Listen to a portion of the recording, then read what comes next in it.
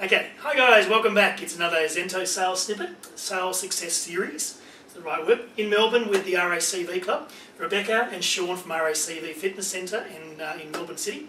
Been doing a bit of work with the guys today and really have joined us on the couch to answer some of the deep and meaningful questions around how to make the sales process and the customer service process effective in the business. So Shaun, I'm going to pick on you first. Yes, all right. So it's a unique centre because your sales process is sort of almost done off-site with becoming a member of RACV, and then when they come into your centre, they're more looking at getting started. So there's personal training sales and there's other sales.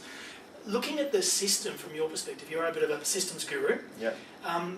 From your perspective, what's the most important thing in getting the system documented and defined for you?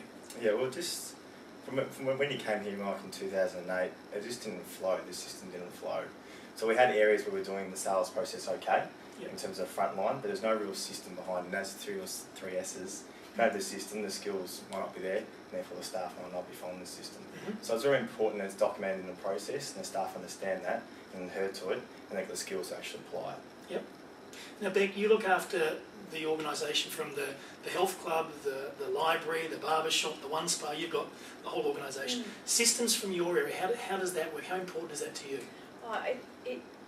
It's the foundation of our business because we need great systems in the fitness centre, but they need to be consistent across all of the lifestyle area and the day spa, and then that needs to underpin really a 5-star kind of service culture for our RACV club and all of its members. So it's quite a layered approach, and it's important in every aspect of what we do. So if you were hiring someone to look up to your new members, or the new member inquiry, sort of being a sales role, you don't really have a sales position, but if someone to handle inquiries, what sort of skills do you look for in a person to represent RACV to the general public, Bec? The skills from a sales perspective are around, there obviously need to be personal people and likeable, but everything from excellent presentation, great understanding of different people's health and fitness needs. We need people that are able to really relate to an older generation, because that's a lot of our membership base here. We find that there's a lot of great people in the fitness industry that are really young and focused on running the next marathon or triathlon, but we really need people to understand what it feels like to come in and be 30 or 40 kilos overweight, have had a hip reconstruction or a knee recon or something like that. So people that understand all ages, but are also really able to follow the systems that are in place to provide a consistent sales process every time, have the attention to detail that means that we feel confident that when they're producing reports or developing or updating things that it's accurate, and also that person needs to be able to have some strong training skills, because when they're not there, and obviously the salesperson can't be there the whole time, how do they then have faith and trust in all of the other frontline team to do their job when they're not there? So they need to, I suppose, have some real leadership skills from a team perspective. So I think it's important just from those communication skills, but also just to be able to adapt to the skill. Because this system in this club might be totally different to a system in another club. The system might be about the same, but a person be able to adapt to that system. And also the ability to continuously improve too. So look at a system and being proactive, looking at not just the manager's point of view from the frontline staff, and how can we improve it? And having that sort of collaborative approach to it too. So Shaun, you've got a large team of personal trainers, and one of their jobs is with new members who've paid their membership fees to upsell them onto your personal training services. When you're putting new trainers on, what sales skills are you looking for to make sure they can fulfil that? I think in terms of the basic skills we need is general confidence and communication skills, confidence in our own technical skills, the ability to develop rapport through adapting to people, being personal, but being beyond being personal is perspicacity. So understanding people's agendas. Did you just make that word up? No, not what was the word? Perspicacity. New word today. Perspicacity. It's beyond perception. It's when personal trainers have that ability to do that, you might have the best technical skills, you might be able to train in or not, but you can't actually adapt to the person. You won't be a great personal trainer. So we look for those skills, and it's very hard to find those skills in a simple interview. You need to go on to the practical components. But they're the sort of things we look for, and from there, if you've got the appropriate systems in place, we're pretty confident to have a good personal trainer in the day. Alright. So, from your, I guess, unique selling perspective, what's the one reason as to if I lived in Melbourne City, bunch of fitness centres to choose from, why would I choose your centre? What's the uniqueness? I think from a staff perspective, I like to think we're consistent. Okay. We're consistent amongst our service, and that's when you have good systems in place. For example, a lot of businesses these days have the subcontract personal training subcontractors. Yes. So they're very inconsistent in the service. Some personal trainer might be very different to the next personal trainer. Yeah. In terms of the way they sell, in terms of what they do. Yeah. We like to think we're consistent on a lot of levels.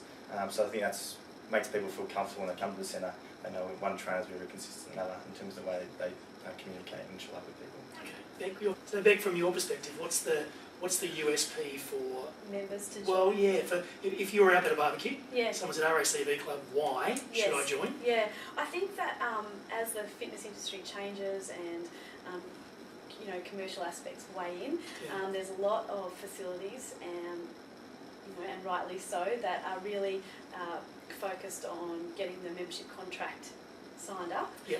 And what I know about RACV is our 100% commitment to our service. Yeah. And so I would say, to a member that was wanting to join a fitness centre, not only do you come in and you have amazing facilities and you're in the heart of the city and all of those things, but there is a staff member on the floor all the time. Yes. Your program is done and then redone and then redone and redone, and we don't forget about you, and that we want to make sure that people do achieve their goals and not our own goals, and so I think that and we get that, we get so many of our members that we become part of their lives, and it's not just about the fact that they come and do their workout. Some are a little bit older, they get that social interaction. Some are really young, they want to come in, they want to do their workout, they want to leave straight away. Yes. And we can support both of those things.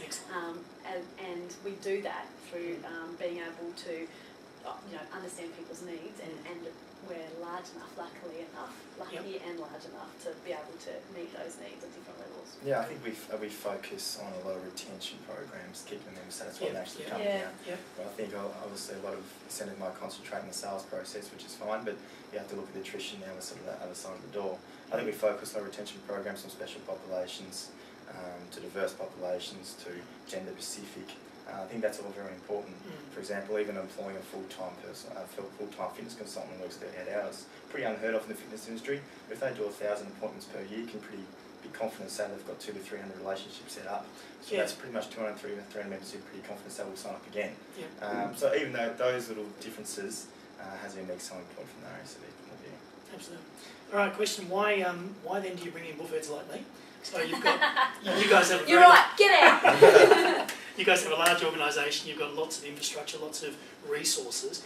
Why do you feel it's important to bring external people in at different levels for different reasons? Easily answer that, Mike. For so many reasons. I mean, it doesn't really matter how smart Shaun is or how funny I am, and we know he's smart. It gets to a point where staff need stimulation from others than their leaders, and we know that we can say something and they'll look at us and go, yeah, whatever, and you say it and they're like, that is the best idea ever, Mike. I don't know why Shaun and Rebecca haven't been asking us to do that for the last two years, So there's definitely an element of credibility. But also, I mean, we really tap into your knowledge as far as benchmarking goes. We get an opportunity to sit back and out of the business and look at things in a different way instead of having to facilitate these things ourselves. And that's really valuable for us because we get to think as opposed to try and get others. And the information that you provide is really valuable. It's great to have an external check, to have someone that we can call and go, look, this is what we're thinking, what do you think? And to know that the information that you provide is on the very edge of what's happening out there. Usually. Hopefully. Mike, if we could afford Mike's fees, we'd have him here for a month. Unfortunately, you can't. There's just so much you can learn from yourself and learn from external parties in terms of continuous improvement, and that's what we're going to do. As Bec said, benchmarking is a really important part of it to improve, and to have that external check. That's a really important part of our sort of business planning and business review periods. Excellent, guys. Thanks for your time today. Appreciate your feedback and input and great little words of wisdom. That has been another Zento sales snippet. Thanks, guys. Thank you. Cheers.